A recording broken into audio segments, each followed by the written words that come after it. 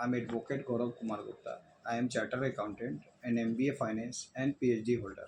My project Derivative Market Future Trend Analysis. आज हम topic discuss कर रहे हैं जो कॉन्स्टिट्यूशन ऑफ इंडिया के बारे में जिक्र कर रहे हैं। संविधान की प्रस्तावना न्याय संगत अथवा न्यायालय द्वारा प्रवर्तनीय नहीं है। Remediable is not justifiable. Legal right का मतलब हो गया must first be taken to ordinary lower civil court through standard legal process. Fundamental right में मौलिक अधिकार संविधान के भाग 3 आर्टिकल 12 से 35 तक, आर्टिकल 12 से लेकर 35 में दिए गए हैं, जिनकी रक्षा सुप्रीम कोर्ट आर्टिकल 32 में और हाई कोर्ट आर्टिकल 226 में फंडामेंटल राइट के बारे में डिस्कस किया गया। Can be enforce directly through high court the supreme court if broken. Legal right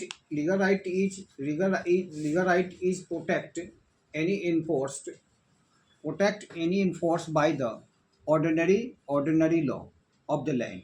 In case of violation of legal right, the aggrieved person may have his relief by filing an ordinary suit in the subordinate court by a writ application to the High Court, which are the subject to appeal. A fundamental right is one in which Supreme Court can be approached directly. Article 20 and 21, President has the power to suspend the enforcement of fundamental right. Article 12 में 20 तो अनुच्छेद 20 और अनुच्छेद 21 में राष्ट्रपति को यह power दिया गया फंडामेंटल राइट को वो सस्पेंड कर सकता है या उसकी शक्ति को इन्फोर्समेंट के लिए स्थगित कर सकता है। Nature of the constitution. Our constitution is quasi federal in nature, designed to the work and unitary government in emergency, federal government in normal times. Federal feature double seat of government, division of power, two house of parliament. देश का संविधान लिखा हुआ हो और स्पष्ट है, लिखित संविधान जिसको आप कहते हैं। शक्ति का विभाजन में केंद्र और राज्यों के बीच विशेष विषय बटे हैं। केंद्र और राज्य के बीच कोई सब्जेक्ट बटे हैं। संविधान की सर्वोच्चता। देश में संविधान सबसे ऊपर है। स्वतंत्र न्यायपालिका फैसले लेते हैं। न्यायालय निष्पक्ष होकर फैसले लेते हैं। स्वतंत्र न्यायपालिका। द्विसदनीय विधायिका। संसद में लोकसभा और राज्यसभा 2 सदन है। 2 हाउस ऑफ पार्लियामेंट। लोकसभा का इलेक्शन का मतलब है कि जनता यहाँ पर वोट डालती है। लोकसभा में जाएंगे जिनके हम मेंबर को पार्लियामेंट बोलेंगे। लोकसभा जो मेंबर होते हैं वे डायरेक्टली इलेक्टेड होते हैं, डायरेक्टली चुनते हैं। का मतलब ये हुआ कि जनता खुद जाकर वोट डाल रही है। लोकसभा जब इलेक्शन होते हैं तो वो सांसद बनते हैं। जो जनता जो चुनते हैं तो वो सांसद या MP बनते हैं। The second house is the usually elected indirectly and performs some special function. Second में जो इलेक्टेड होते हैं, जो राज्यसभा होते हैं, वो इनडायरेक्टली चुने जाते हैं, इनडायरेक्टली रूप से चुने जाते हैं। मैं एग्जाम्पल दिया जा रहा है कि राज्यसभा हर स्टेट को में लोकसभा की सीट और राज्यसभा की सीट फिक्स होती है। राज्यसभा का हर स्टेट में लोकसभा की सीट और राज्यसभा की सीट फिक्स होती है। इतने लोकसभा में इलेक्टेड होकर जाएंगे और इतने राज्यसभा में जाएंगे। राज्यसभा में इनडायरेक्टेड इलेक्शन होता है। राज्यसभा का इनडायरेक्टली इलेक्शन होता है। इनडायरेक्टली इलेक्शन का मतलब यहाँ पर क्या होगा कि जो वो वोट जनता या जो है वो वोट नहीं डालेगी। स्टेट में वोट डालेंगे, माने स्टेट के वोट डालते हैं, उसमें MLA सिलेक्ट होते हैं। विधायक जो सिलेक्ट हुए हैं, कोई स्टेट है वहाँ से 11 राज्यसभा की सीट है।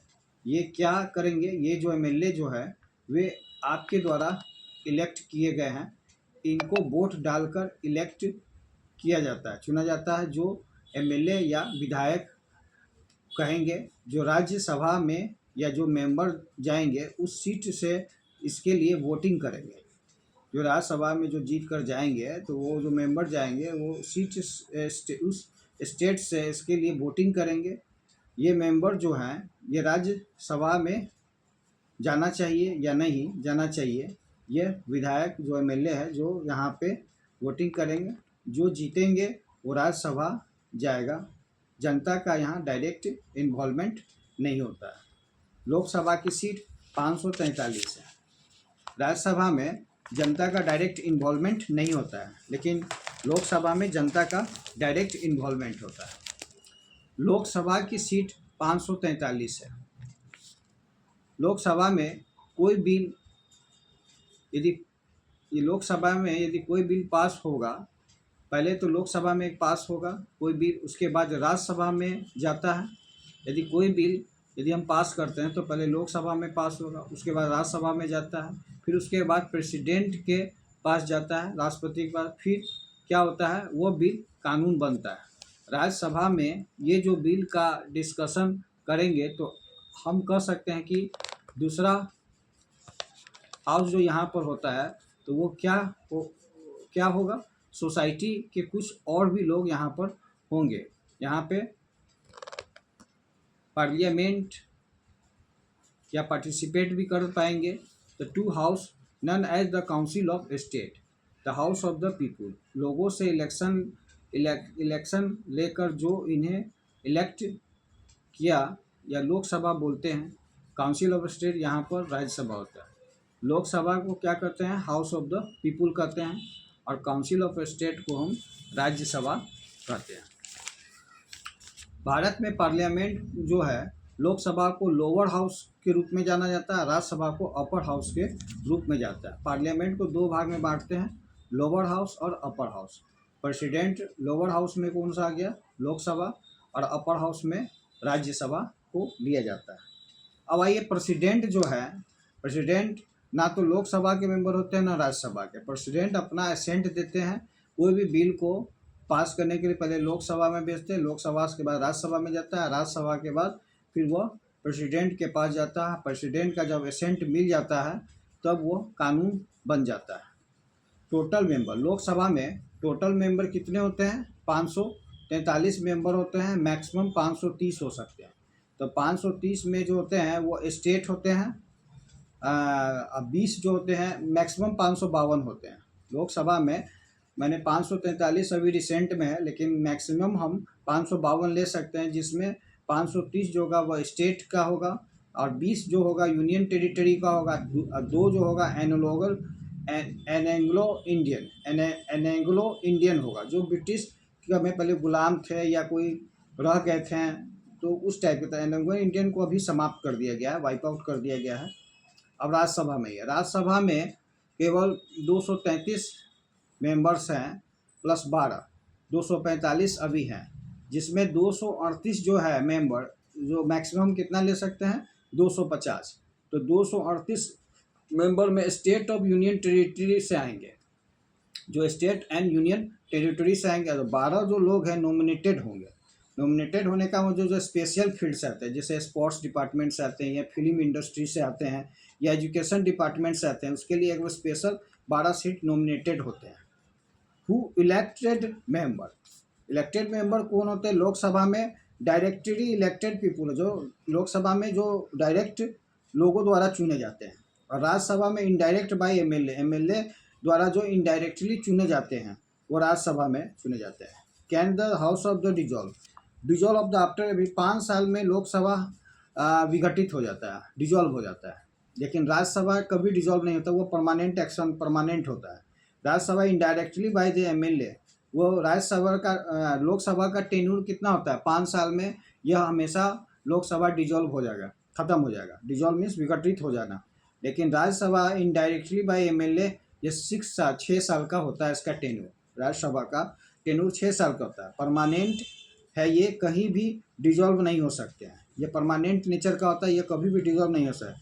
इसमें क्या होता है, जैसे मान लें कि राज्यसभा में 233 मेंबर है, उसका जो 1/3 मेंबर जो है 2 साल में रिटायर होते हैं दिखाई देंगे, माने 2 साल के में हमेशा उसमें 1/3 जो मेंबर है वो हमेशा रिटायर होते हैं, उसके जगह दूसरे मेंबर्स आते हैं, बराबर भरे रहते हैं, इसलिए माने वो सीट कभी खाली नहीं हो रहता है, इसलिए यह परमानेंट नेचर का माना जाता है। लेकिन लोकसभा का जब भी अति टेन्यूर 5 साल में वो डिजॉल्व हो जाता है, वो समाप्त हो जाता है।